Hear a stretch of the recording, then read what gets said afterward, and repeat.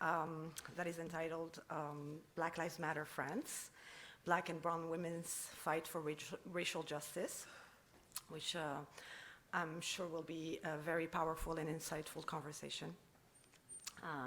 And we have today with us the brilliant Rokhaya Diallo, Maboula Soumahoro, and Jean Beaman. My name is Melissa Hafaf. I'm the Executive Director for the Gender Justice Initiative here at Georgetown. We're actually a cross-campus effort, so we work between the main campus, the medical center, and the law center over there by the Capitol. And we support and nurture anything that has to do with gender justice, both research and programs such as this one. And to present this important program today, we partnered with various organizations across Georgetown and outside of Georgetown. And I'd like to thank the Women's and Gender Studies program, the African American Studies Department, the French and Francophone Studies Department, as well as Black Women Radicals for co-sponsoring this program with us today. So now about the program. So basically it will be a two-part program. First, we will start with a conversation between the moderator and the speakers. We'll first show actually a clip for one of Rokhaya's 2016, documentary called Not Your Mama's Movement, which has been translated in French, De Paris à Ferguson, Coupable d'être noir, where she actually covered both the Ferguson protests, but also what has been happening in France for many years. Which will give us some context to start this conversation, and for you who may not be familiar with what is happening in France. And then, of course, you will have the possibility to ask any questions, so we'll have microphones around to ask our speakers any questions. And now let me introduce you to the speakers. So Rokhaya Diallo has been we're very lucky at the GJI because she's been our researcher in residence for the past year, and she will be for another couple of years. So she'll be coming in and out of DC because she's also working with the Washington Post, and she gets to come to DC and share her work with our community. So this is definitely not the last time that you will see her at Georgetown. Welcome. And so for those who don't know Rokhaya, she is internationally recognized for her work as an anti-racist and feminist advocate in France, in Europe, beyond, in also Africa and the African diaspora. She's also an award-winning journalist, filmmaker, author. She published numerous articles and over a dozen books. So she's extremely prolific. If you read French, I really recommend you to check out her work, even including graphic novels. She also hosts, she's a frequent commentator on French TV on all kinds of questions, actually, all kinds of issues. And she also hosts a podcast with Grace Lee called Kif Taras in French, which clearly is related to race and gender questions. If you do speak French, same thing, I recommend you to check it out. And our second speaker is Dr. Maboula Soumahoro, who just joined us, who is a scholar, Afro-feminist, and associate professor at the University of Tours. And actually this year, 22-23, she's an international visiting professor at Columbia University in the African American Studies and the Africana Studies Department, right? She has conducted research and taught in many universities and even prisons around around the world, but in France, in the United States, and was recently the inaugural Villa Albertine resident in Atlanta. And she's the author of Black is the Journey, Africana, the Name, published by Polity in 2021. And she will actually be presenting this book later in the semester, so please check out our website on November 17th, actually. And this book received the Fedcan Maryse Condé Literary Prize in 2020. And finally, let me introduce you to our moderator for this conversation, who is Dr. Beaman, who is an associate professor of sociology with affiliation in Black studies, political science, feminist studies, global studies, and the Center of Black Studies Research at the University of California, Santa Barbara. And this year, she's a visiting fellow at the Stanford Center for Advanced Study of Behavioral Science. Her research is ethnographic in nature and focuses on race, ethnicity, racism, international migration, and state violence, both in France and in the United States. She's the author of Citizen Outsider, Children of North African Immigrants in France by University of California Press, 2017. And her current book project is on suspect citizenship and belonging, anti-racism mobilization, and activism against state violence in France. Welcome to the three of you. Thank you for accepting our invitation. We're so thrilled to have such rock stars on these issues with us. And so now we will start the clip, 5 minutes, and then I will invite our guests to join the stage. Thank you very much.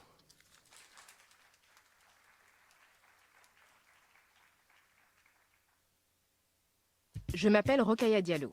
Je suis militante antiraciste en France. Marquée par la mort de 2 adolescents français en 2005, je me suis engagée contre le racisme. Ziad Benna et Bouna Traoré sont morts électrocutés dans ce transformateur EDF. Ils s'y étaient réfugiés pour fuir un contrôle de police. La mort de Ziad et Bouna avait entraîné 3 semaines d'émeutes dans les banlieues, des nuits de violence qui avaient progressivement gagné toute la France. Ce n'était jamais arrivé.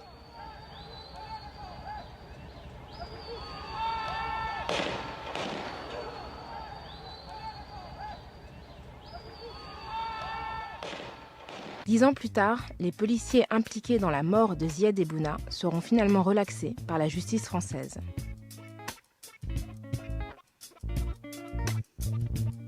Le combat que je mène n'est pas toujours bien compris. Dans les débats publics, je suis souvent confrontée à des interlocuteurs sceptiques. Je me souviens d'avoir vu. Bah oui, mais toute votre vie tourne autour de ça. Parce que c'est un combat qui me semble important aujourd'hui en 2015 en France. Une obsession. C'est pas une obsession, c'est un combat. Parce que le racisme est un problème majeur aujourd'hui en 2015 en France.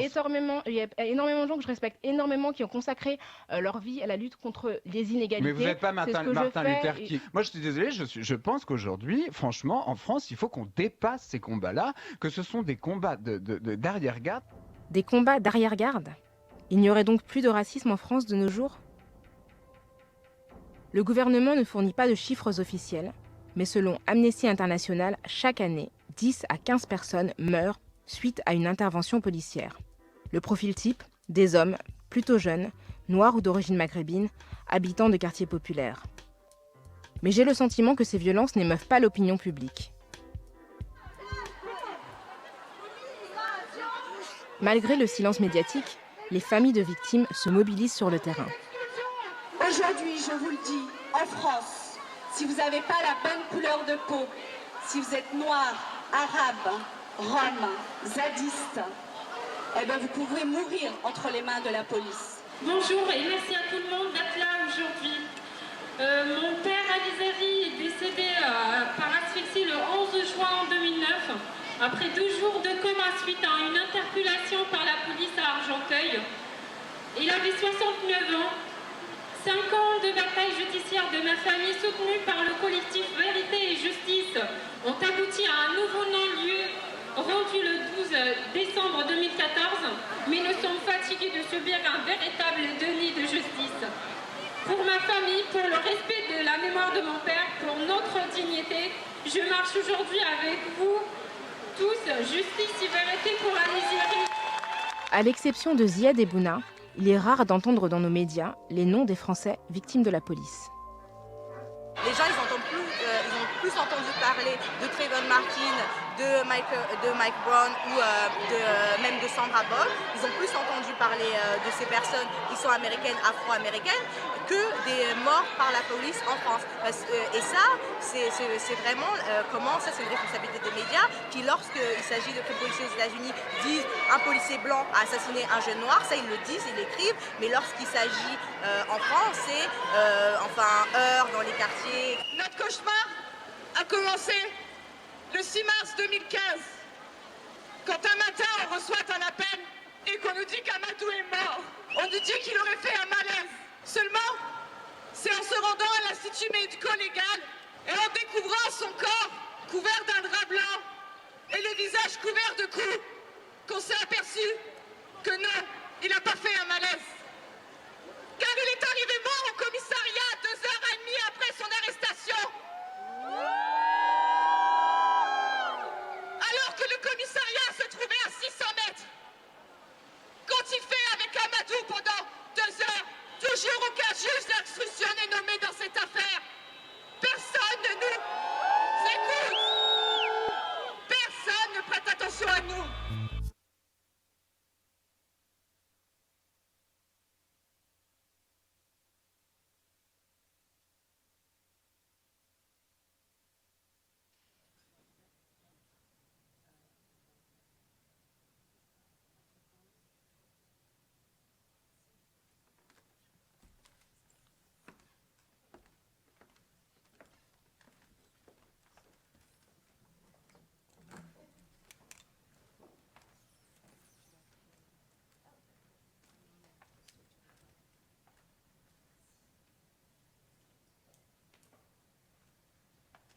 Okay.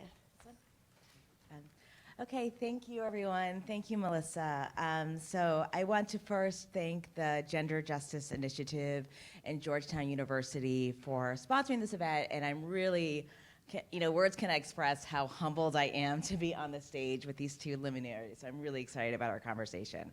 Okay, so let's just kind of get into this.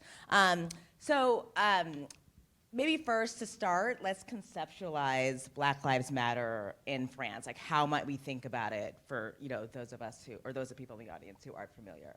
Whoever wants to start. I think you have to turn on.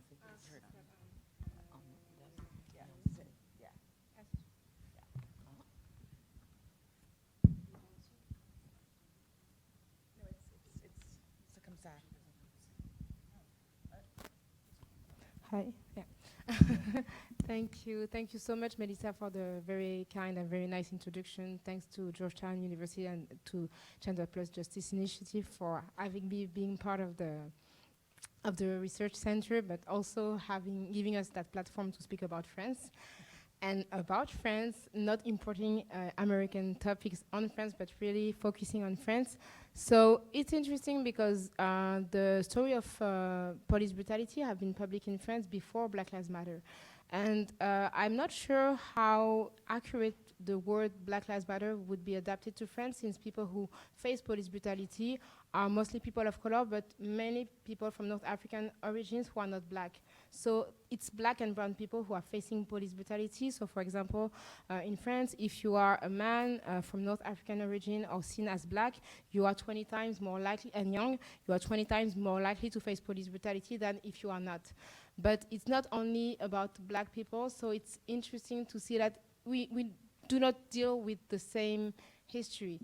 But the media, because I directed my documentary in 2016, and the Black Lives Matter wave that came from here really hit the French media, and suddenly many people realized that we were dealing with the same issues. But it was about stories that happened way before 2020. So I would say that we, like Ziad Bena and Bouna Traoré died in 2005, and like the first march, the first national anti-racist march against racism, for equality and against racism, took place in 1983, and it started out of a case of police brutality in the suburbs of Lyon from Toumi Djaidja, who was a young man who was 19 at that time, and he was severely injured by the police. So it's something that really happened before the 20th century. Yes. Good evening, everyone. Hello, Georgetown University. Thank you, Dr. Afaf, for this invitation, and thank you for to the Gender and Justice Initiative. I'm also very excited to be part of this conversation with Jean and Rokhaya.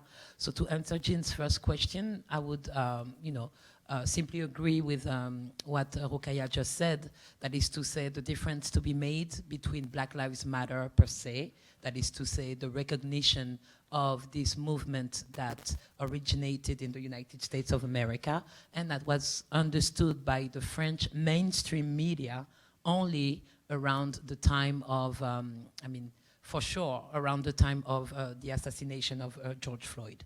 Right? This is really when Black Lives Matter took center stage in the mainstream media in France. Before, there had been Black Lives Matter chapters in France following, Trayvon Martin and then Mike Brown in 2014. There were activists mobilizing. There were also students' organization mobilizing in France, but it really, one really needs to wait until 2020 to have this collective awareness by the mainstream that would perhaps begin a chronology that actually goes way back in time. So 1983, as Rokhaya said, 2005, but even 1961 with the, during the Algerian War and a peaceful demonstration of Algerians in Paris was, violently repressed with, Algerians being thrown into the Seine river in Paris. So these are long stories, but they take us to different historical moments in France, that is to say, the colonial moment and the post-colonial moment. So I think this is one of the main distinctions. At the time, I don't want to be too long, sorry. At the time of 1961, we are still on the eve of the independence of Algeria, and we're still at the, in the early years of colonial independences. If we're talking about 1983 and what follows, we're talking about the hexagonal post-colonial moment. And so we are talking about not only colonial subjects, but a new type of French citizens and citizens of color. So I think this is what we can say to perhaps frame the conversation. Thank you both for that. Thank you both for that. I appreciate your attention as well to the colonial aspect of this discussion, so I want to come back to that in a little bit. And also, what both of you, I think, spoke to, this is very helpful, is thinking about Black Lives Matter as a sort of trademark versus sort of the actual sort of ideology undergirding the movement. And so in that respect, I'd be curious, as you both are activists as well, like what is your own sort of interpretation of the movement or your own sort of relationship to it? Well, I'd say more than Black Lives Matter, the American activism has helped me focusing on French. In a way, I'd say that, for example, my first documentary was about France, but through the eyes of Americans. And it was very interesting to invite, so the name of that documentary was The Steps to Liberty, and I invited a group of Americans actually, and I focused on 3 African-American women to speak about France, because I wanted to tell about France and to use the legacy of Dr. Martin Luther King in order to make people understand that we do have the same heroes in France, but that nobody never mentioned them. And it was interesting to see them gathering with French activists and young people, and those French people realizing that they knew more about Martin Luther King, about Malcolm X, than they knew about their own icons, about their own heroes. And I made them meeting Toumi Jaija that I just mentioned, who was at the center of the March for Equality in Paris, and they didn't know him. And even today, if you ask to anyone in the streets about Toumi Jaija, nobody knows him. And it will be the 40th anniversary of the March next year, and it's still, there is no national recognition, no national celebration for that. And my goal was to just displace the lens of anti-racism, because even when we have to name a train station in Paris after a huge figure of anti-racism, we pick Rosa Parks, as if there was no one in France. So I really deeply respect what Rosa Parks did, but I think that it's still erasing what we've done, what has been done in France, and not only in the French hexagon, but also in the French overseas territories. You mentioned, for example, May 61 about the fact that Algerians were beaten up and killed by the police in Paris, but in May 67 in Guadeloupe, which is now a French department, which used to be a French colony, there was also a protest that was really brutally repressed by the police, and it was also one of the historical cases of police brutality that are still not known. We don't know the names of the people who initiated that protest against, the colonial treatment, the colonial attitude of France towards its former colonies. So I'd say that maybe Black Lives Matter was very useful in 2020 in order to speak about, to name things like systemic racism, but at the same time, it really put us in a box of allowing people of accusing us of importing things from the US, even if we were not referring to the US. And I think that it's interesting.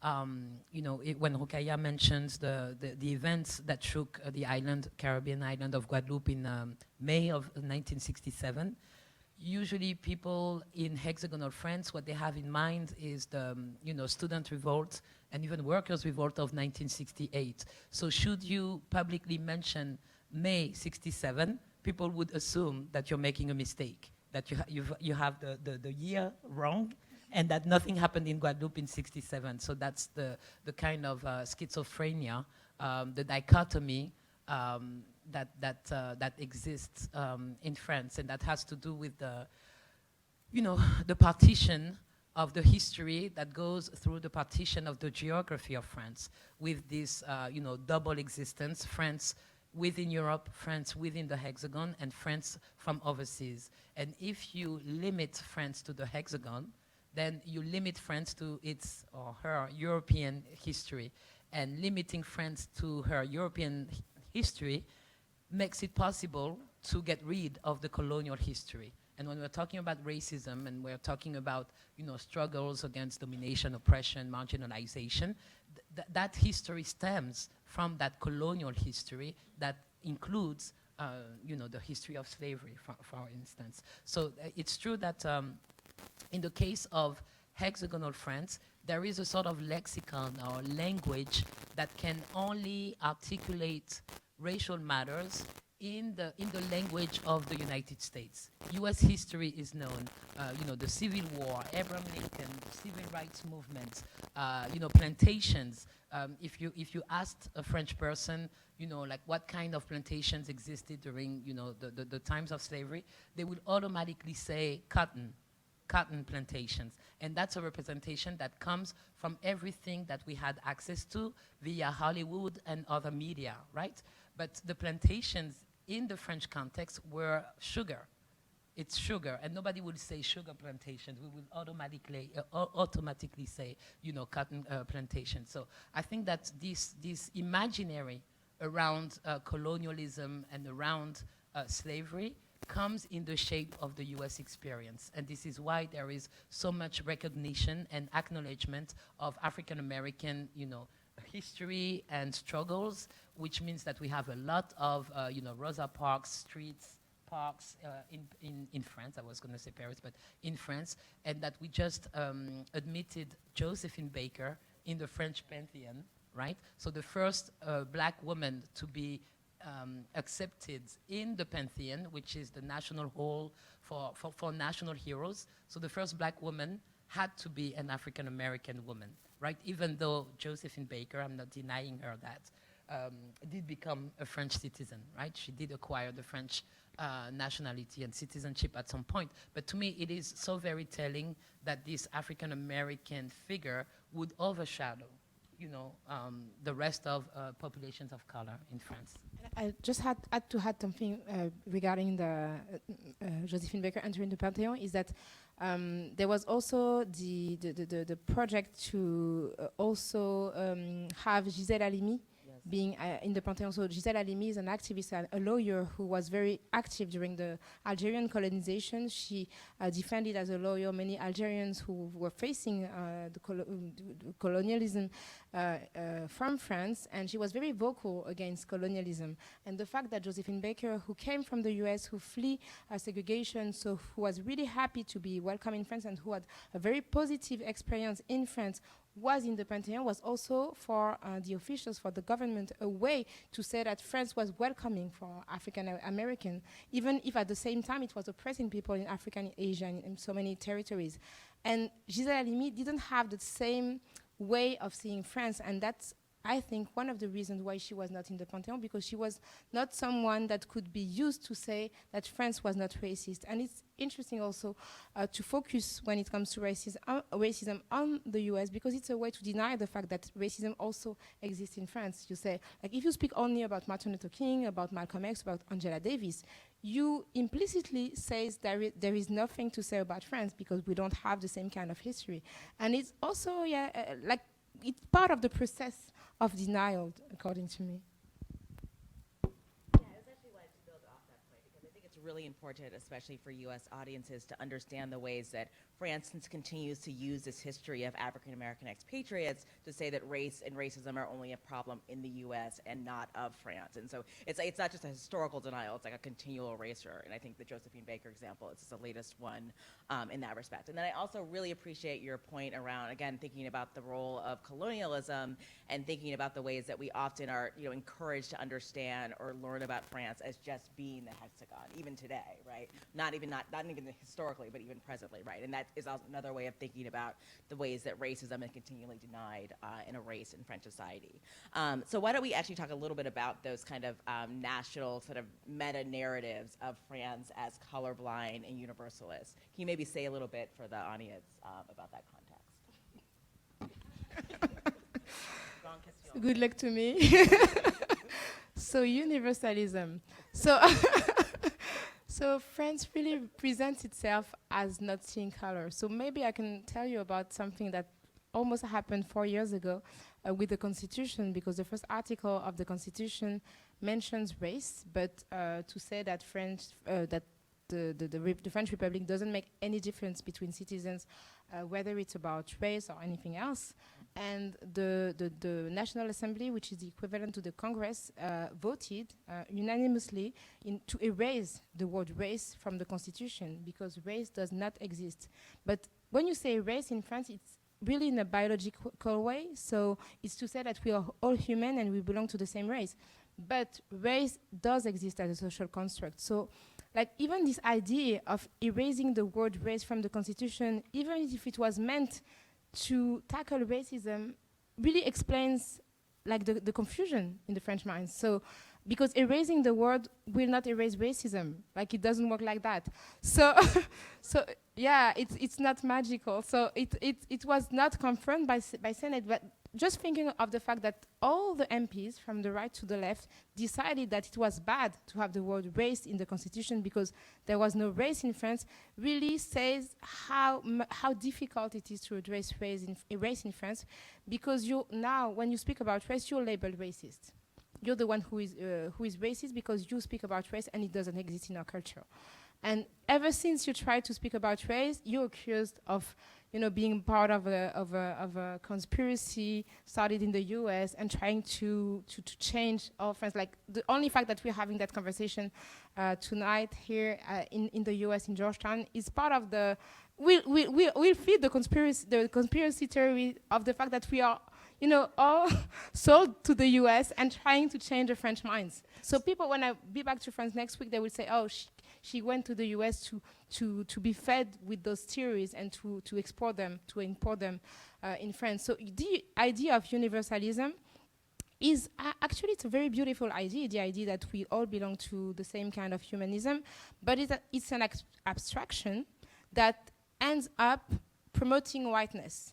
So explicitly, universalism is supposedly open to everyone, but in fact, whenever someone speaks about universalism, the person doesn't want to mention anything that is connected to gender or to race, and it ends up being whiteness. Like, ever since you hear someone saying in France, I'm universalist, the rest of the sentence doesn't really look good. It's like, it's really scary, because I'm in favor of universalism, but concrete universalism, not the one that doesn't want to see how race or gender or sexual orientations or being able ableism affect people. So it's a kind of way to avoid race, to avoid gender, and just to erase also the voices of people who want to address those issues. To me, universalism is something that we must tend to but it never happens. It never happened. So, so people who claim universalism would label the others as being communautarist. So it's a word that doesn't really translate into English, but it's interesting because it's based on the word community. So France is a place where community is seen as something bad. Claiming a community is seen as something bad that challenges the ideal of the French Republic. So communitarism is based on, like, it would be, it's seen as something being divisive and being the opposite of the French philosophy. So as long as you tell about your experience as someone who belongs to a minority, whatever the minority is, you're labeled anti-republic and anti-universalist and communautarist. Yes. So be aware that now Georgetown is part of the conspiracy, right? It's all your fault, right? So to talk about universalism, it's a very interesting question because it takes us back to the fundamentals. I think that this question of universalism is first and foremost a legal question, right? And Rokhaya was right to mention the first article of the Constitution. The Fifth Republic is the Constitution that rules France as a nation state to this day, and it was adopted in 1958. And before the Fifth Constitution, as you can guess, there were other, republics, right? The Convention. Add something. There is one constitution that the Second World War.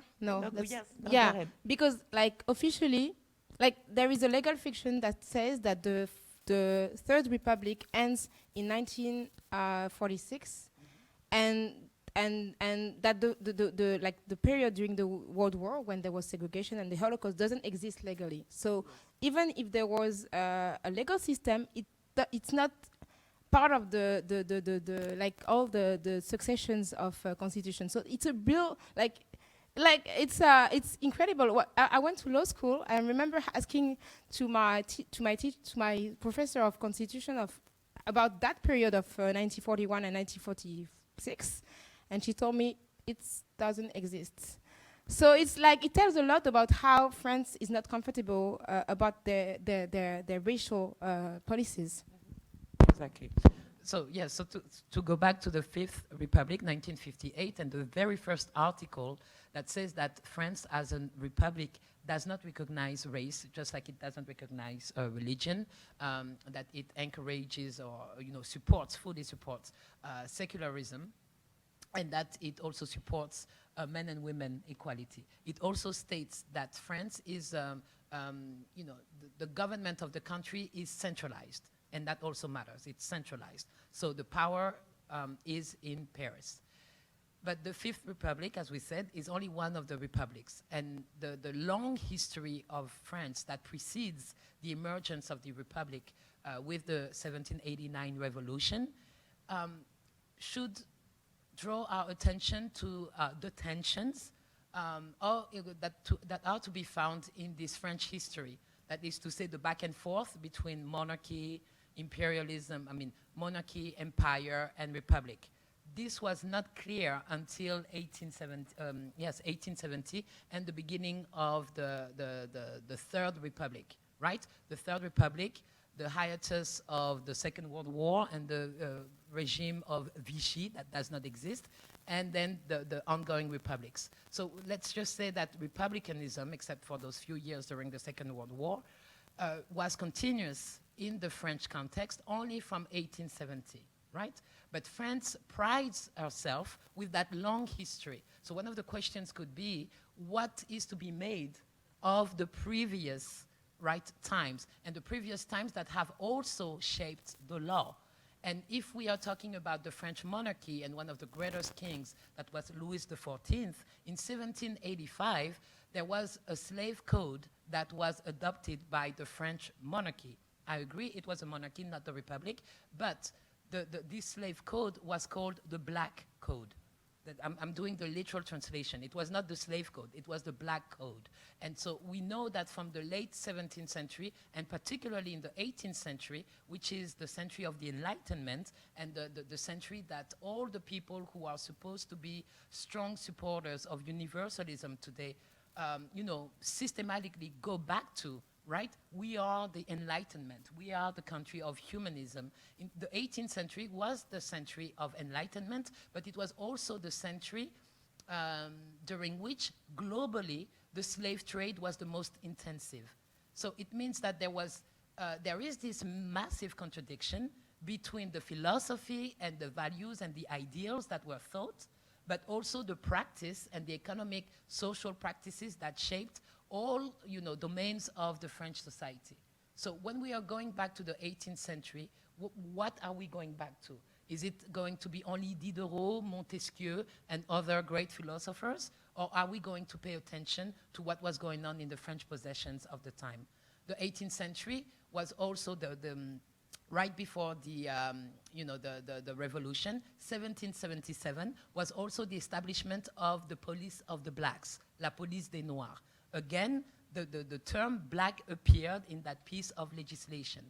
And that unit of police was designed and established to control and to organize surveillance of the blacks that came to hexagonal France from the overseas territories, the colonial possessions. They were usually slaves or domestic servants who accompanied their owners to hexagonal France. So, because there was an increasing number of those populations, the police organized this special unit, the task of which was to monitor this population, and it was called La Police des Noirs. France is also, I believe, the only Western country to have abolished slavery twice, right? So again, there is a contradiction and some tension. The French Revolution, the convention, abolished slavery in 1794. But then the revolution was followed by the Napoleonic rule, the empire. So in 1802, Napoleon re-established slavery. And then slavery is abolished again in 1848. So there are a lot of back and forth. So every time from 2022, we talk about universalism, and if we base ourselves on the 1958 Constitution, what is this France and these French ideals that we are talking about? And this is the issue. And I think that the controversies today that emerge once you dare to challenge or just pose questions about this question of universalism is not to say that you don't agree. It's just that the argument is that we have never seen universalism. It has never been practiced. That's all. But we hope for it. And let me just add something. It's very interesting what you said about how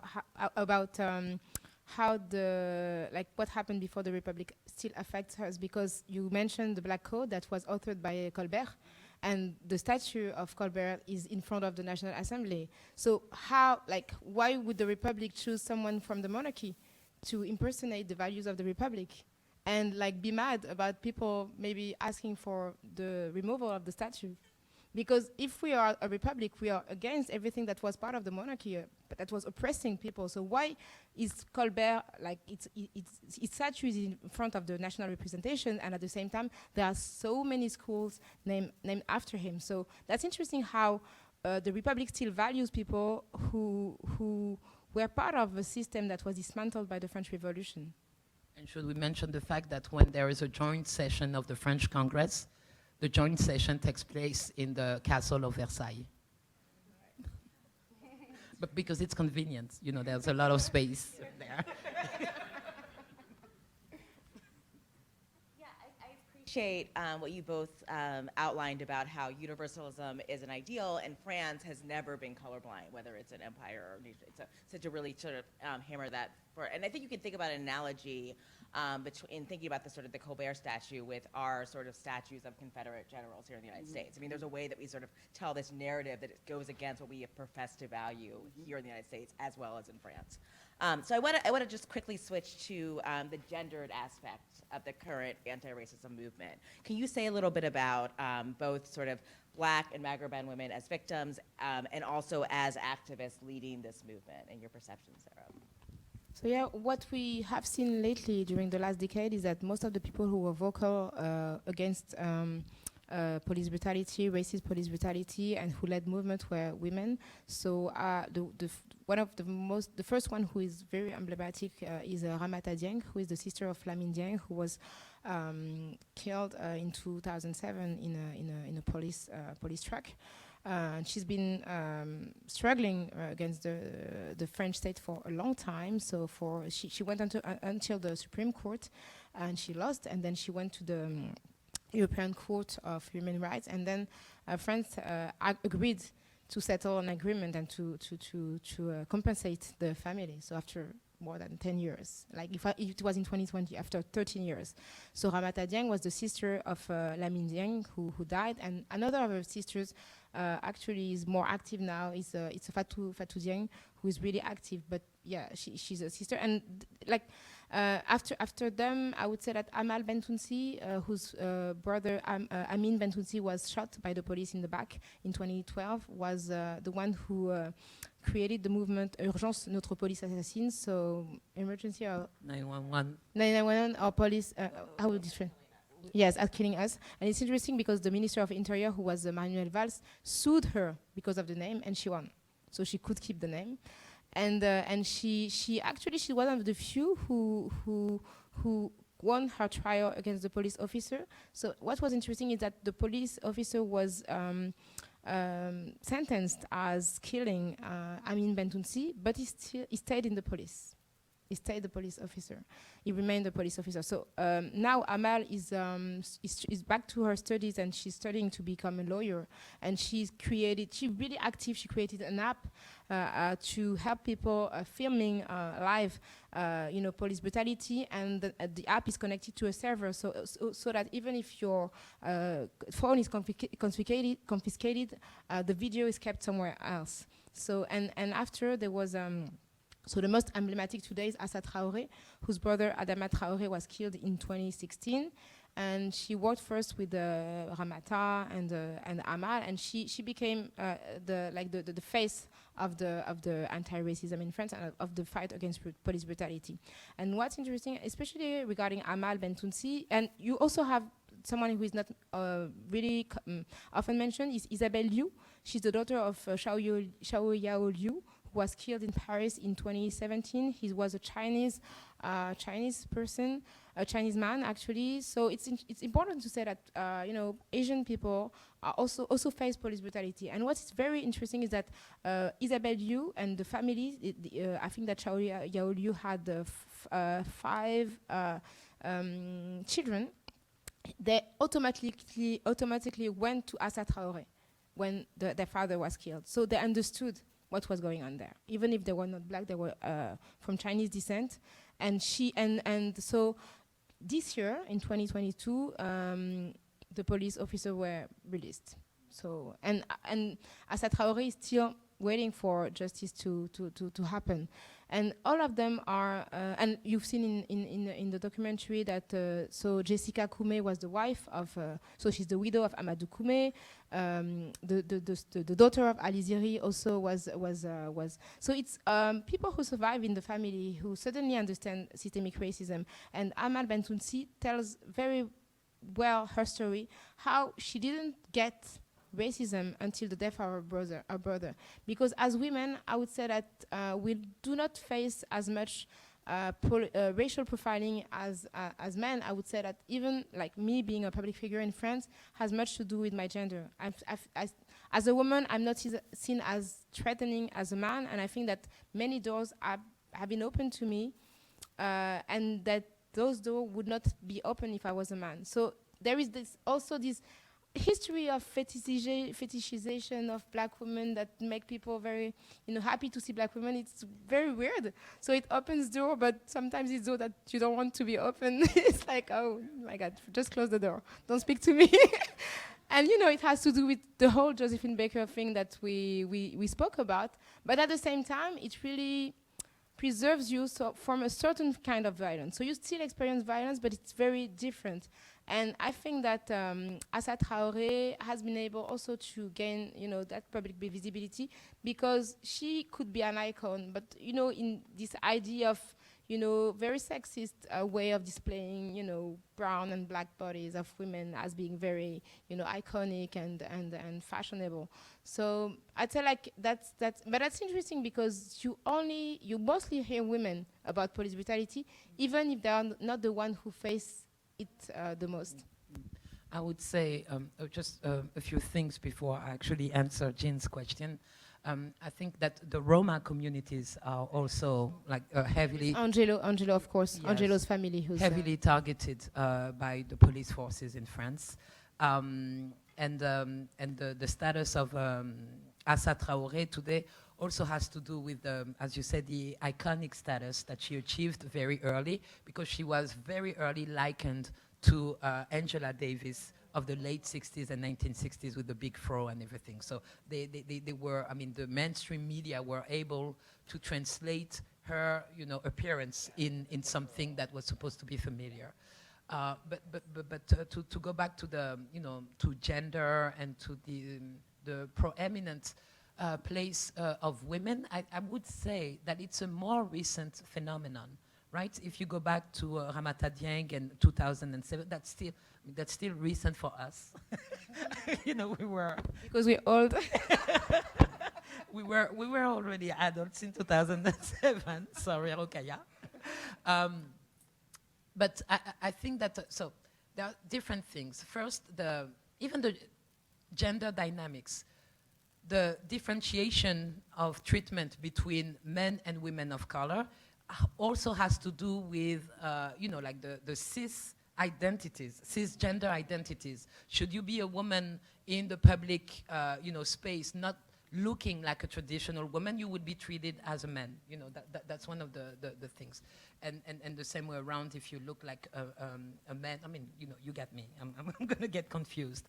But this thing about the feminization of the, the leadership in this, police brutality, in this police brutality struggle. I would say that in the 90s, in the 80s, and before, it was mostly men. It was mostly men, and it was mostly, yeah, the 1983 march that Rokhaya mentioned, right?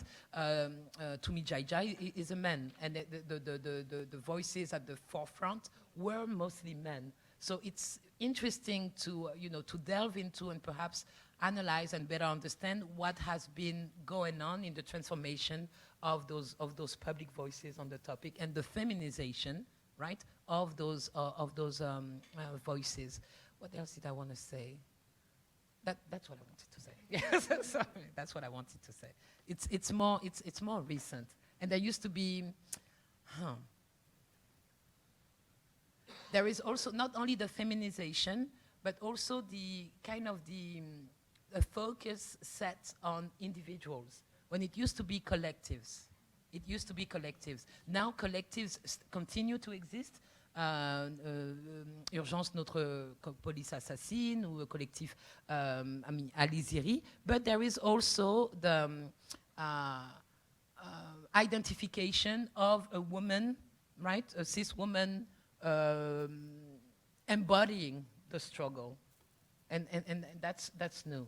So it's like it has become more individualized and more feminized.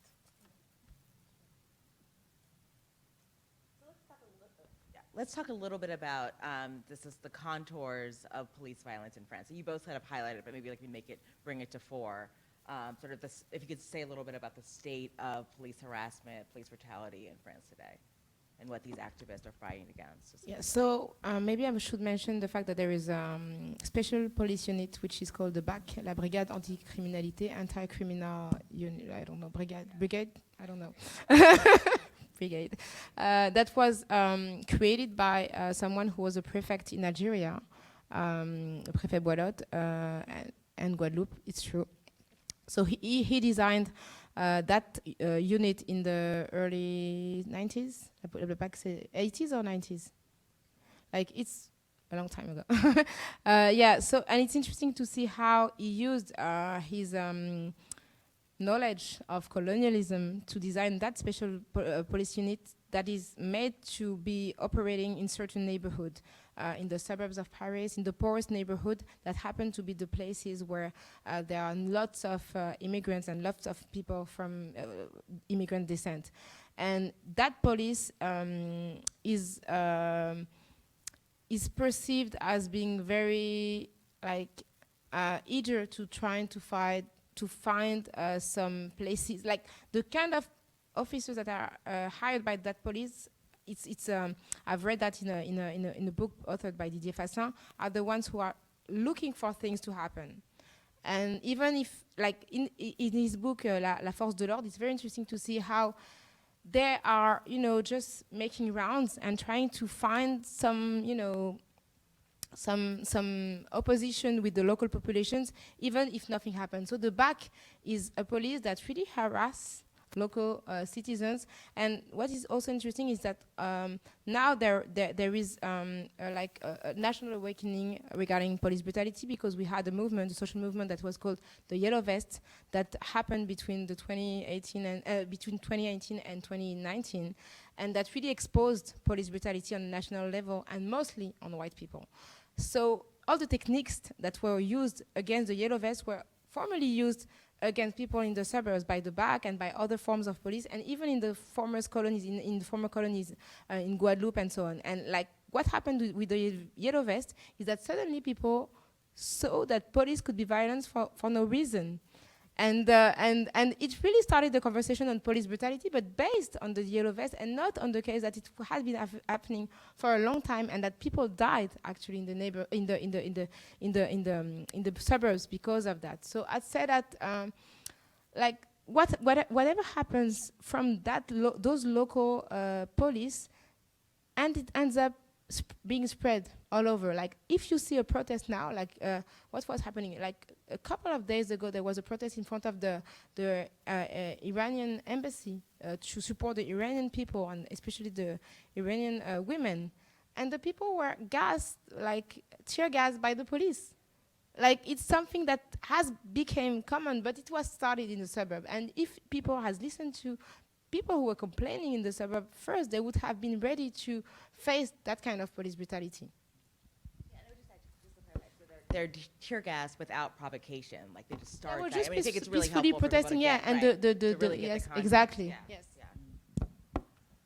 So what I can add is that even beyond the suburbs, it's again the overseas territories, right? So there have been a lot of activists and scholars who have demonstrated, the affiliation of police violence that stems from this colonial past and this colonial present, right? So what happened outside of hexagonal France was okay, was acceptable, an amount of violence that was not matched in the hexagon. And then, just like Frantz Fanon would say, this state violence can only infiltrate and can only permeate and, how can I say, pollute. Eventually, it will come back, right? It will come back. So what French society or what the French Republic allows in certain places and think it's okay that those things happen in those places, eventually it will come back to the center, right? Exercised in the margins, whatever the margin, whatever the location of the margin, it will at some point come back and hit the center and hit the Yellow Vest movement and even on the Champs-Élysées in Paris, right? And that will be the time when the conversation will be started because the violence will have been, inflicted on bodies that are not usually exposed to violence. So this question, when we talk about police brutality, of course, we're talking about harassment, we are talking about, racial profiling, we are talking about violence, we are talking about, sentences, we are talking about the prison system, and it is, universalist or not, you just step into a prison, and I'm talking about, there are different kinds of prisons, for long sentences and shorter sentences. So when you enter the ones for the shorter sentences, this is where you see the racial makeup of either France or either the criminal population, but it is overwhelmingly of color. That's just a fact. So who gets what sentence for what crime, right? The petty crime that gets jail time, and yeah, you know, all those disparities. So these are the multiple forms of, and now the demonstration has been about, you know, I don't know, having people accept that police brutality or police violence is a fact, is a reality. It's just a reality. It's not, I think we have spent, and we are still spending so much time demonstrating and gathering evidence, right? As if we needed to count and collect statistics. And it is like, I don't have time for statistics. It's clear, you know, it's clear. But the term police brutality is still denied by the president and the Minister of Interior. I remember that Gérald Darmanin said, when I hear the word police brutality, I suffocate. Of course, because and the it was really outrageous because he really, you know, used the way someone died, like Cédric Chouviat, who just suffocated until and Adama Traoré also died in the same way. So using that word was really a way to insult people who were. But the police will do that. I mean, what can they do? They are, of course, they're going to deny. That's their job.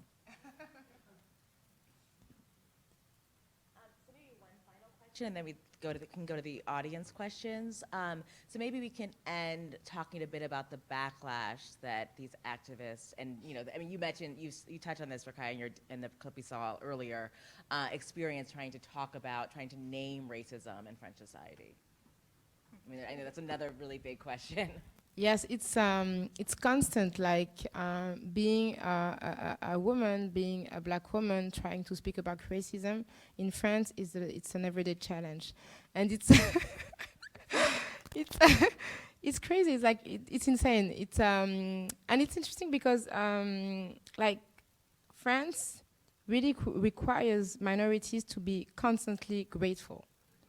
You need to claim the French Republic and to be happy to be French and to be grateful to the Republic for making you able to speak French and to know all the, you know. I think that's actually a global phenomenon for minority yes, population. I guess I'm sure it is. Yeah. So it's something that like and whenever you say something else, you have all those go back to your country. If you weren't here, how would you be? And how dare you? Like you're there. You're making so much money, so how dare you just, you know, speaking, you know, just not being happy. Money. Yes, money. Like my Twitter timeline is all about my money. Like it's whatever I do, it's like who pays for her to go to the US? It's not you. So it's like there is a kind of you know, if you as a minority, you have to be humble and to look poor, to be you know, to be acceptable and to tell it. Even if you're not poor anymore, you need to look in a way that doesn't seem too arrogant. You see? So that's and regarding to be more accurate about the harassment, it's being sued. Like it costs so much money. I have a trial. If some of you are in Paris on October 14, I have a trial. And if you're not there in October, there are some others that are coming. So like I'm sued like constantly. I'm sued. I'm insulted. I get death threat. I've also sued people for threatening me, and I've won my trials. But it takes so much time and so much money and so much energy to just try to keep it up, to face those kind of harassment, because it's a way to tell you don't belong. If they sue you, they know that at some point you will be tired. You'll be tired of and just look at what you say, because you can be sued because you said something, and it's that kind of harassment, and also trying to make you feel lonely. So just single you, because you know I don't know how I'm still in the public sphere in France, but I'm still there. And I'm one of the few who have been there for a long time, for more than 10 years, and who's still there. But what the consequence of that is that they make you look like you're the fool, like you're the one who's insane and who says things that doesn't make sense, because you're the only one in those spaces. And we're constantly joking about that with Maboula because she's also, so I do TV as my job because I'm a pundit, but Maboula is often invited to, as an expert, to comment on the news, and we're never on the same place. Like there will never be the two of us on the same set because it's too much. Never. I'm Rokhaya substitute. Actually, when she's not available, they call me. Like it's a. No, it's true. It's true. And I have to say, I don't know how Rokhaya does it because I do it from time to time. Like sometimes I will say, no, I don't have the time. I don't have the energy. I don't, because I'm not an activist. That's the thing that I wanted to say that I've been meaning to say. I'm often presented as an activist, right? And I don't reject the term. I'm not saying I don't want to be an activist, but I'm not an activist in the way that the mainstream is trying to portray me. Like I'm not part of an organization. I'm not part of a political party. And I pay, extreme attention to who is labeled an activist. To give you a clear example, I've taught at the, elite school, higher education institution called Sciences Po, the Institute of Political Science, very prestigious institution in France. Sciences Po is, the school where professional politicians study. This is where they graduate from. Emmanuel Macron, the current president, was from Sciences Po. So many, secretaries that have joined various administrations were at Sciences Po. So we are talking about professional politicians, people who are in, members of official political parties. And sometimes those people, because sometimes they were trained in law, for instance, they teach, and they teach at Sciences Po. I've never heard any of them being labeled an activist. Never, right? So I always question when people tell me that I am an activist. So I can be an activist, and I do understand myself in what I believe in, what I was trained in, what I fought for, studying, and what I try to teach. Yes, this is some form of activism. But I'm not part of any political or social organization, and that's just a fact. So what does it mean to label me an activist? It means that I'm not an academic. It means that I'm not an intellectual. It means that I'm just passionate. It means that I'm just, a black girl wearing dreadlocks who grew up in the projects, and I'm just mad. That's what it means. And then doing so can easily, make it possible to dismiss your intellectual production, your arguments, right? You're talking from your experience. Yes, I'm talking from my experience. I've been black all this time. I grew up poor. I'm a new rich, and I'm not even rich. But I'm formerly poor. You know what I mean? I know, police brutality. I know what it means to be an immigrant. I was not an immigrant. I was born in Paris, France. But my parents were immigrants. I have cousins. I have people I know. I have people I love. So this can only fuel my reflections and my scholarship. It actually enriches what I'm trying to think about. And they are trying to dismiss it as just like, and when they say activist, it's really at the lowest level, right? You're just mad, you don't want anything, you don't want anything. You know what I mean? And I have great respect for, for activists and people who dedicate their entire life, to those activities. I just do not have the energy to do it 24/7.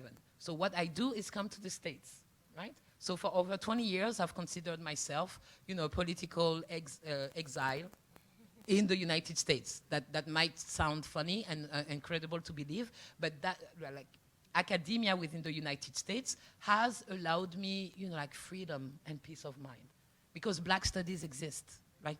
It's an academic field, and I'm not saying that things are easier here, and I have a very clear idea of the institutionalization of Black studies within US academia. So I'm not naive, but I'm just saying the departments exist, that the field has come into being. In France, if we are unable to say that Blackness exists, then there would be no Black studies, right? So the thing that I want to end on and add regarding what Rokhaya said is that there are multiple levels to the question that Jean asked. So first, the peace of mind and the wellness, right? The attacks, the harassment, the waste of time, the lawsuits, the money, you know, all this energy. But there's also the economic aspect, right? Who is the pundit? Who is the expert? If Rokhaya has been in the media for over 10 years now, that's a feat. That's the only one. And she doesn't have the most or the more comfortable positions. There are people who are far less knowledgeable, far less efficient, and who have greater positions. What does it mean? I get better, like teaching, gigs in the United States. When I say better, I mean better paid, right? So better paid, and I get a level of respect and distinction in the United States that I do not get in France. I do have an international career that is not at all recognized in the French context. So that's another layer to those issues. And this second layer is deeply, unjust and raises, social and economic questions. So if you are a black woman talking about black matters or of-color matters in the supposedly colorblind France, you're threatening the national cohesion, you're aiming for the destruction of the republic, and you're just a threat. And you need to be silenced. That's what happened. That's what happens in the mainstream. Thank God the country is not only made of the mainstream. There are other spaces. So you do get a lot of support from other places. But in terms of the recognition, this is what happens. This is a very uncomfortable place, and this will make the United States look glamorous. So, it says a lot. Okay, so I think we can move to audience Q&A, and I think some mics are supposed to come around or something. I don't know who has them, though, because I don't. Should we share ours? No, I think, yeah, there's a question right here. Do you want to?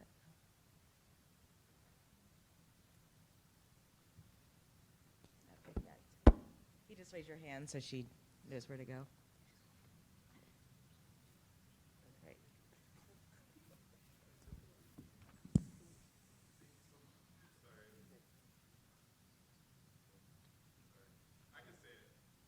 Just scream it, yeah. Thank you. It's such a pleasure to listen to both of you. I'm such a fan. I really love Maboula, your podcast on l'Afropolitaine. That one's really got to listen to that. Thank you. And I'm also a major fan of Kif Taras, and this question is actually for Rokhaya.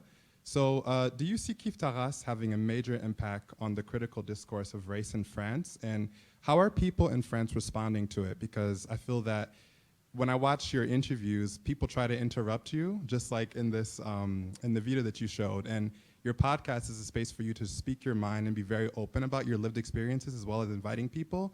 So I wanted to know, how are French people receiving it in France? And do you feel that your podcast is having a major impact on the radical discourse on racism in France?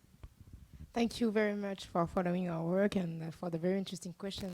I would say that my work is divided into different kind of spaces. So there are the spaces where I'm invited to take part to, and I can speak, but it's a very, the frame is already there. I just have to put myself in it. And there are the spaces that I've created with, making documentaries, creating my podcast with Grace Lee. And those spaces are spaces where I can shape my discourse the way I want. So it's not challenging in the same way, because we can go deeply into the topic of race. When I'm on a TV set, I really remain on the surface, because you can dig it. You say black or white, people are just freak out, and you can have the conversation that you would have on the podcast or on another place. So I'd say that the podcast has an influence, but on the younger generation.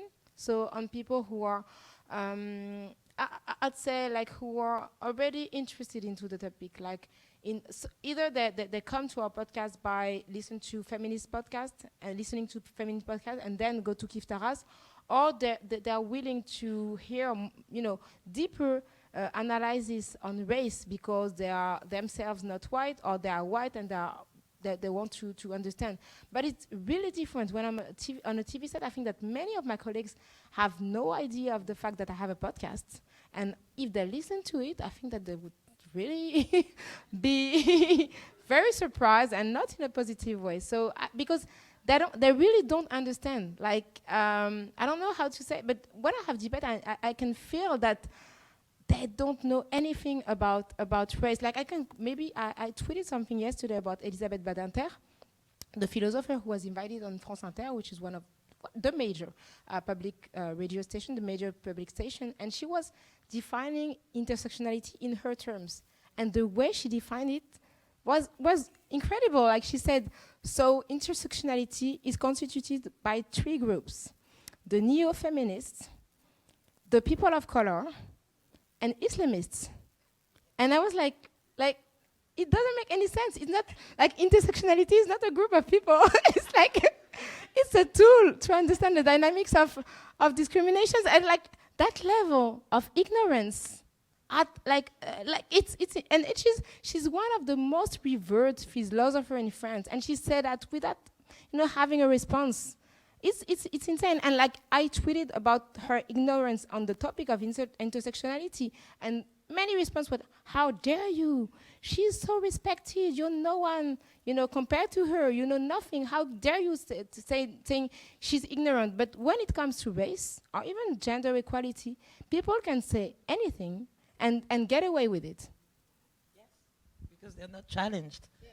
And I get the same thing all the time. People will say, some revered figure will say something that is totally, wrong and ridiculous, and they get away with it because nobody knows and nobody has the capacity to challenge them.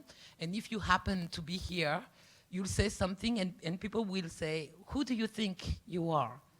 Who do you think you are? And I remember that man who's also supposed to be a philosopher, and somebody told me, you're just jealous because he's a superior mind or something. He's a PhD. And I was like, he's not a PhD. I am a PhD. And they were like, oh, so you get a fake PhD. It's like you get a fake degree because you get a PhD in Africana studies. So this is not a field of studies, right? So you can never win. I mean, you can never win in their world, but I think that your question is very relevant and important in the sense that I don't know if Rokhaya perceives the actual impact that she has. The mere fact of having on mainstream, media for so long. I'm always thinking about some, 18-year-old girl somewhere, right? Who's seen her, who's grown up, taking Rokhaya for granted. It's normal to have somebody like her on TV. When we grew up, it did not exist, right? Either you could see, of course, people of color, but behaving in a way that did not match what you wanted to be in terms of the freedom that you're dreaming of in your life. So I think that the podcast and all the things that she does, even though she doesn't get the recognition that she deserves, highly contributes to, shaping the minds and opening up the imaginaries. So that's priceless, I think. Thank you. C'est émouvant. This sweat is not in vain, It's not material, but it matters. Yeah, I completely agree. I think there's a question right here in the front.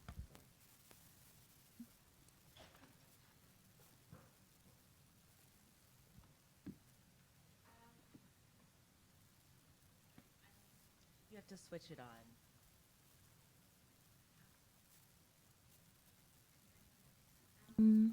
Okay, now it's on. Thank you so much. And yeah, I would also definitely say you have a great impact on the African diaspora in Europe. I've met you once at the Black Europe Summer School, and I took a photo, and so many people reached out on Instagram that like, oh my God, like I feel like closer to Rokhaya Diallo now because I saw the photo with you. So I think you have like a great impact on us. My name is Miriam Mona Mukaladze. I grew up in Germany. Part of my family is from Uganda. I've studied in France, so I'm quite familiar with both countries and their forms of racism.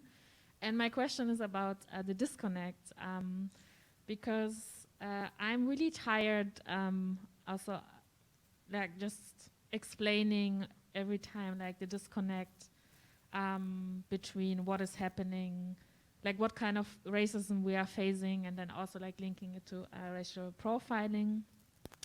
Even in Germany, we have film screenings about racial profiling and police brutality in the Netherlands, in Belgium, in France, but then we don't talk about our own. And I think especially looking at Germany's history, I think it's really interesting how you can neglect that part of racism.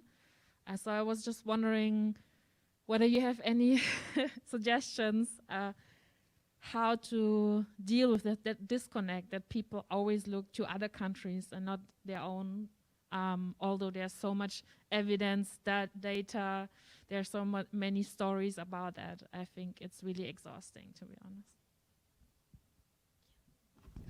Thank you. I'm so glad to see you again after seeing you in Amsterdam.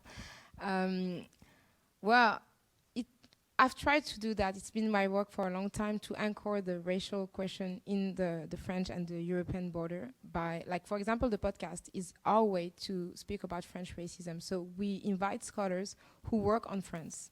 And so our first guest was actually Maboula. Because we want to frame that question in French and to make people understand that we don't need, of course it's interesting to exchange ideas, but we don't need to refer to the US to understand what's going on in France. So we promote that work that was authored by people, by French people or people who work on France in French. And it's interesting because we've had some response, not only from France, but also from the countries that are, across the borders, like Switzerland or Belgium. And it was interesting. We were just in Geneva a couple of weeks ago, and the same question was asked, like, how come we cannot speak about the colonialism from Switzerland? And I said that, like, Switzerland is not for not owning colonies officially, but yes, and a European country with chocolate, like, where does it come from? Like, you cannot be European and good at making chocolate and not having nothing to do with colonialism. It's not possible. So, and same with Belgium. So it's interesting. It's interesting to see how people are happy to finally hear people speaking about France and not having to make that detour through the US. And I guess to me, it's making documentary, it's having my podcast and trying my best to promote those and to use and to share on my platform to give a mic to people, to those scholars or those people who are acting on race. But it's very difficult because people don't, many people wouldn't listen to you. But to me, it's just planting seeds. And I guess, like to me, 10 years is not that long. But I can see some, for example, younger journalists who just, I went to speak in a journalism school, and there was that black lady, that black woman who was a student and who came to me after her school and who told me, I saw you on TV, and I understood that I could be a journalist. And that's really interesting. And I get the same kind of dismissing as a journalist, so being called an activist all the time. And I have no problem being an activist, but it's not my work. When I speak on TV, I'm paid, I have a contract, and I work as a pundit, as a journalist. And when I make documentary, I'm an author, I'm a filmmaker, and I write, I direct. And people, like, I think that the worst part of my job is that not being recognized for what you do. So people would constantly refer to you as someone who just speaks, but won't really take into account the like what you're really doing, what you've done.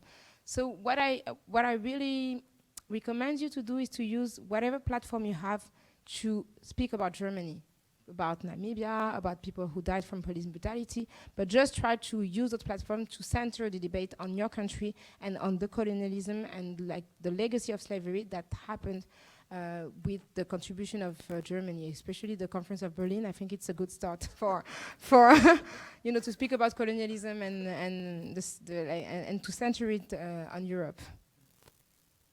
And I think if I can add, I would also recommend not to exhaust yourself. I understand the exhaustion.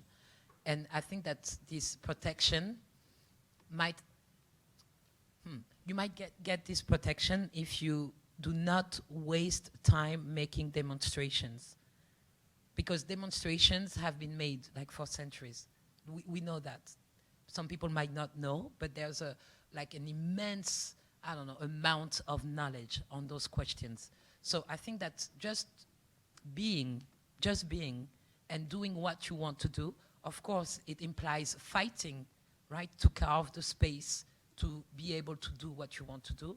It is a better way, is a more productive way. Because either you are strong and you think, I'm going to make a demonstration so clear, so, like undebatable that the world is going to change, right? But it has been attempted at before. Or you just do whatever you want to do and you fight for that. And then you also find your community or your communities. You're not alone. Rokhaya and I have been friends for over a decade, okay? Yeah, you know what I mean? Like you find your people and you just stay healthy because that matters and that can also weigh on your health, physical health, mental health. So you take care of yourself and you do, if you have a little strength, put that little strength in what you want to achieve. But don't waste your time convincing, just be and just do.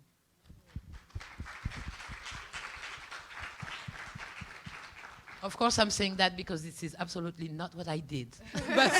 but now I know. Now I know. And I wanted to add something to your question is that the most important thing to me is that I like what I do. I really like what I do. Like, sometimes it's challenging and it's difficult, but I think I like to debate. I like the fight. Oh, she loves it. Yes, she it's funny to me. Like, sometimes people just say nonsense and I'm like, okay, wait for me.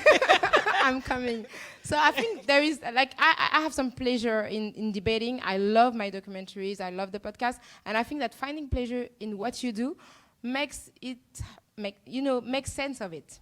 Because I wouldn't do that if it was out of sacrifice. Like, I don't want to die for the fight. Like, I want to stay healthy, and I'm not there to be like to have a no martyrdom, nothing.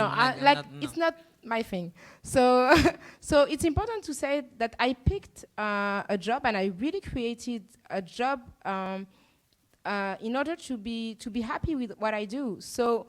Like, there are negative aspects, like sometimes I don't get enough money to make the documentary that I would like to make, but at the end of the day, I'm happy to do so, to meet people, to interview people, and just to build a film with on my own terms. So, like, finding some joy in what you do is very important, because you cannot last long if you don't find some joy in it. There's a question here and then here. So there. Okay. So go like.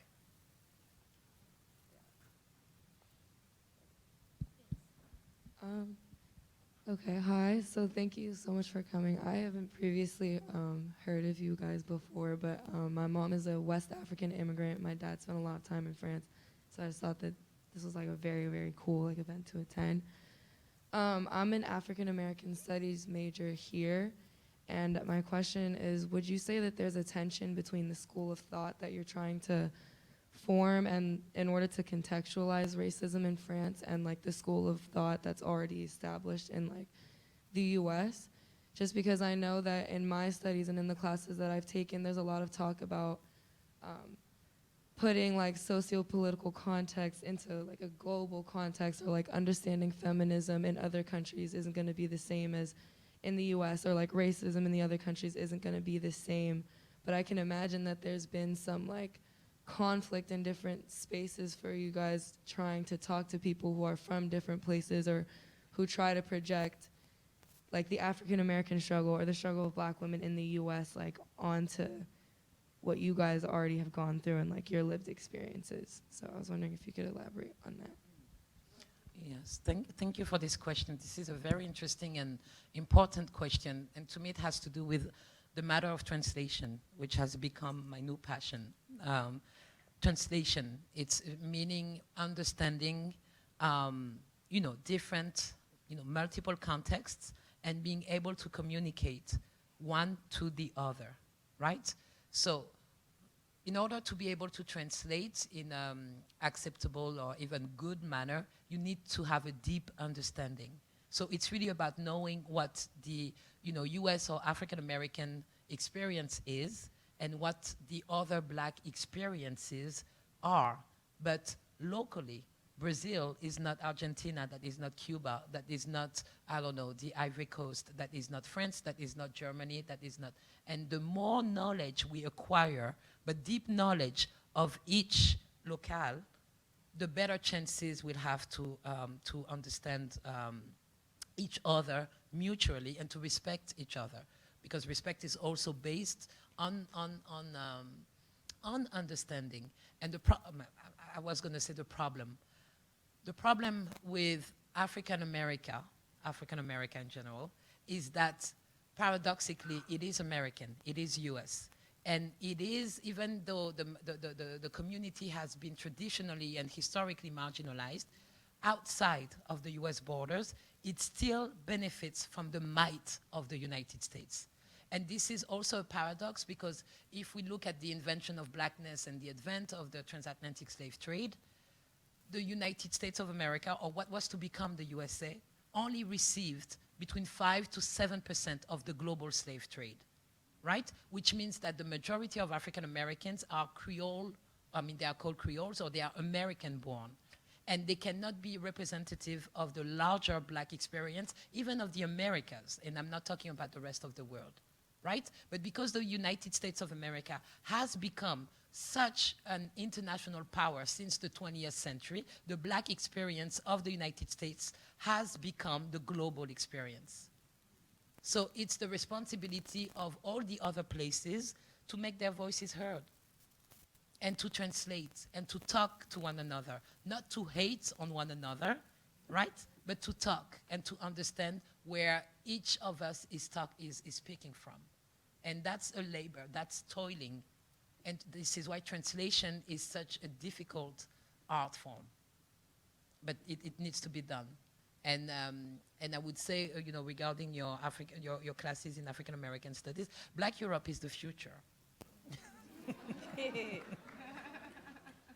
And I'm talking about Black Europe, not, like Black Europe, what has been invisible for so long, and it has to do with demography, right? So African America exists and has existed since 1619. Africa exists and has existed for millennia. But these new generations of black people or population of color born on European soil is a more recent phenomenon.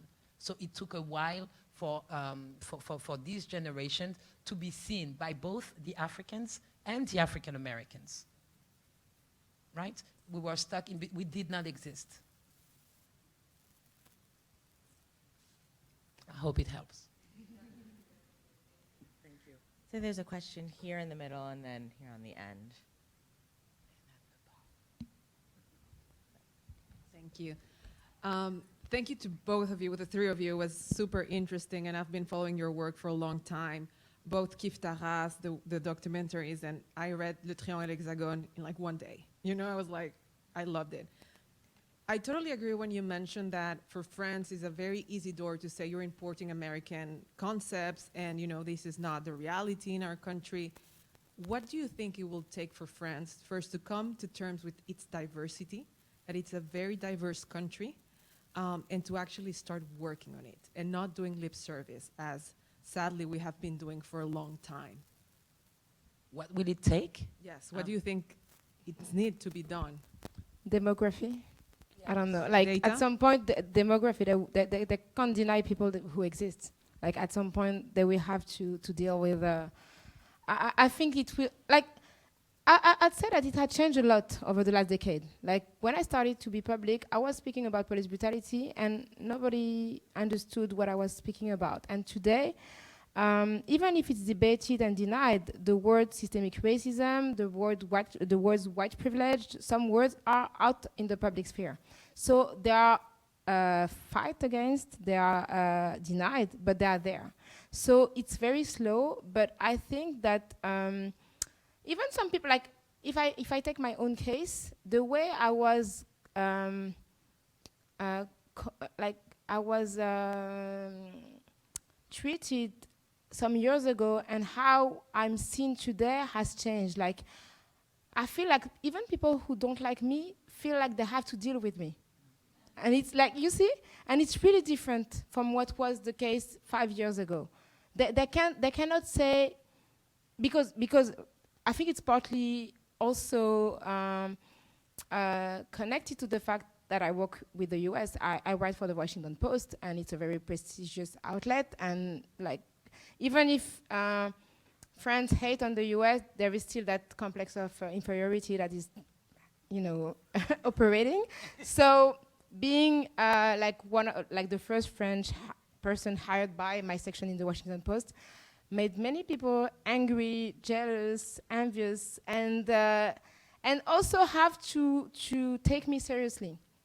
So I think that the fact that we are more and more working, not only in the US, but in other countries, and having platforms being taken seriously out of France, also forces at some point France, the media, to listen to us. Like, I can also, for example, mention the example of Alice Diop, who is a French filmmaker, who has been a filmmaker for 15 years. She's been rewarded twice in Berlin at La Berlinale 2 years ago. When the French people who were planned to be in the Mostra, the Festival of Venice, were announced by Le Monde, she was not even mentioned. There were many other filmmakers that were mentioned, and she won 2 Lions. So, like, even if they she's going to the Oscars. Yeah, and her film is the French the film that will represent France for the Oscar of best foreign film. So, like, even if they don't want to see us, to deal with us, like, the work is there and the recognition is there. So Alice Diop has imposed herself through her talent, and because she was seen by other people, she was seen by Julianne Moore, by Cate Blanchett, by the Mostra, and I think that those ways are also for us, ways to express ourselves and to force our country to see us and to deal with what we have to tell them. I understand how worrisome these things are, but I do agree with Rokhaya when she says that things have changed. Like, to me, from 2005 to this day, like, lots of things have happened.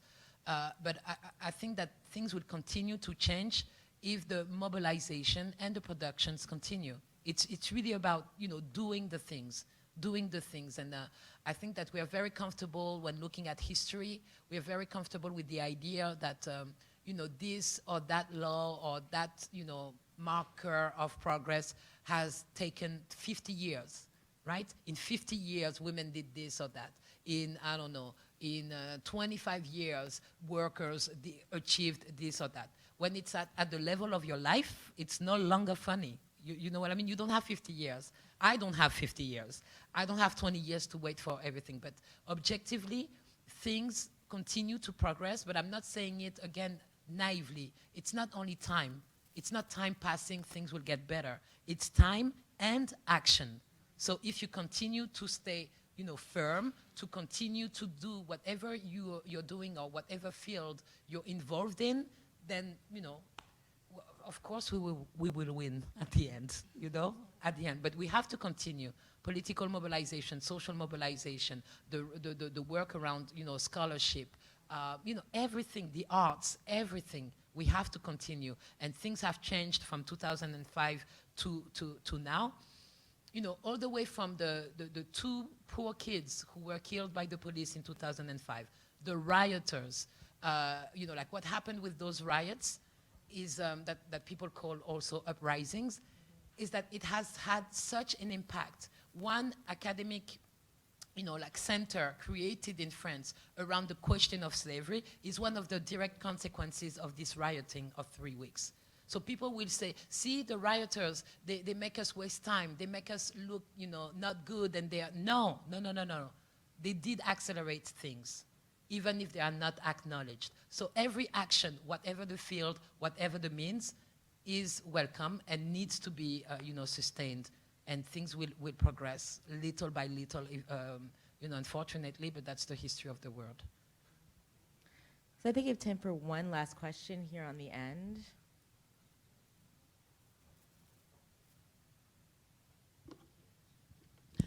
Thank you so much for just a lovely discussion. I was particularly struck by a few things that you both shared. This idea of the performance of gratitude and who gets to be absolved from that, and for whom that's expected. And also the idea of the label and the naming of activist versus academic, and also what that means for the individuals who bear those labels. And so with that in mind, sort of navigating a lot of these hard social, I guess, these hard social notions, what are some of the ways that you've found personal success in your work? What are some of your own objectives for the future? And maybe just what are some words of encouragement for us as, we are also, I hope, in our own ways, doing our part. So, yeah. Encouragement.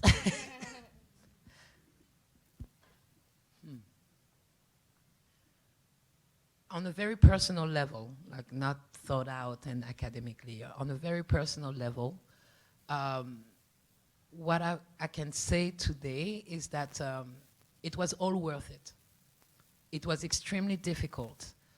Every step of the way was, a struggle for the dissertation topic, right? This is not a legitimate topic. You cannot study this for your PhD. I transferred schools, I went somewhere else. Everything was difficult, right? Growing up was difficult. I grew up poor. I'm a ghetto girl. To be the child of immigrants was difficult. But even though all the things were difficult, they were not only difficult. There was also joy. There was joy in studying despite what I was told. There was joy in being the child of an immigrant, even though it's never cool to be of poor immigrant background, right? And so what I can say today is that I am grateful to have stood firm. That today I seem to be collecting all the seeds that I have sowed since 1999. It took a while. It does require faith, right? But apparently it can happen. But I think it happens only. You don't get things only because you deserve them. Perhaps you also get things because you don't let go until you get them. But once you get them, it's worth it. But I do understand if you give up, because it can be so difficult.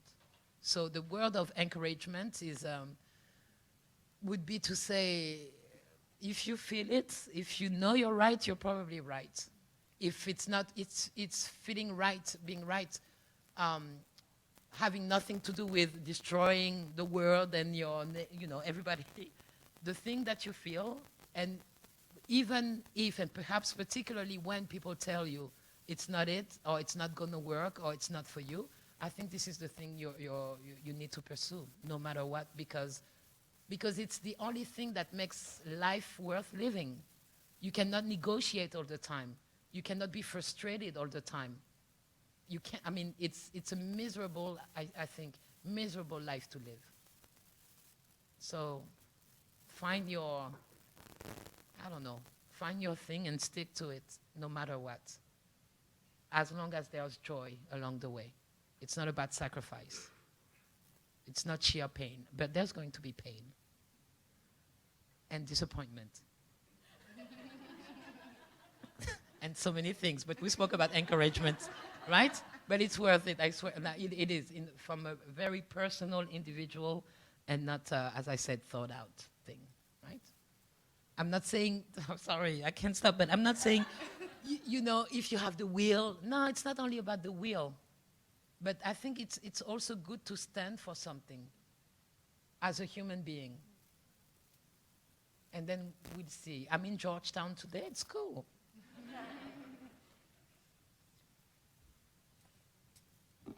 I don't know what to add. You said everything.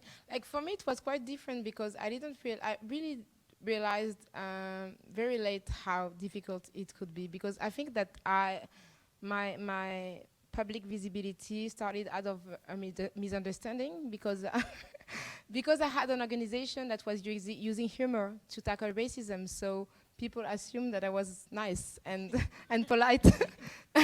And I think that that's how I got into the public sphere, and it took like maybe 2-3 years for people to understand that I was also sticking to my beliefs, and that my beliefs were not really the ones that were mainstream. And the fact that I became public in a time when the right was in power made people think that I was against the right and not against racism. So when the left was elected, I was still against racism and the racism that was coming from the left.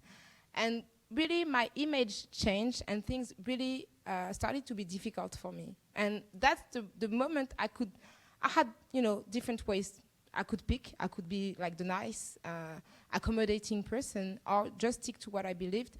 And even if it has been difficult, I really don't regret, because I wouldn't be here if I was. I think I would have disappeared, and be alongside with the others, the so many generations of people who've been accommodating to white supremacy.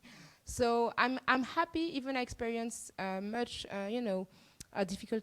frustration, and I'm still dealing with it at some point. But I'm happy with what I do, and I can look at my face in the mirror every day. Like there is nothing I did that I'm not, that I'm ashamed of, or that can make someone around me ashamed, which is very important also. Because at some point you're on a public sphere, but you have to deal with real people. And for some people, I don't know how they do that, because if you have to face people and to face the consequences of what you've said, and if it's something that you could be ashamed of, it's not easy. So like being here, having people telling me about how they feel about my work makes also help me make it real, because I'm in a studio with Grace Lee speaking about things that matters to us, but we don't know how our work can travel and cross the Atlantic and being meaningful to people here. So that's my reward, and really that really makes people worth it, that things worth it. And historically, the historical perspective is that accommodation has never led anywhere. Never. Never. That's beyond me. That's history. Okay, so with that, I want to join us in thanking Rokhaya, Maboula, for the conversation. Thanks to Jean Beaman for the moderation. Yes. Thank you for the great questions. You. Thank you so much. And Georgetown is part of the conspiracy now. So you're on the list.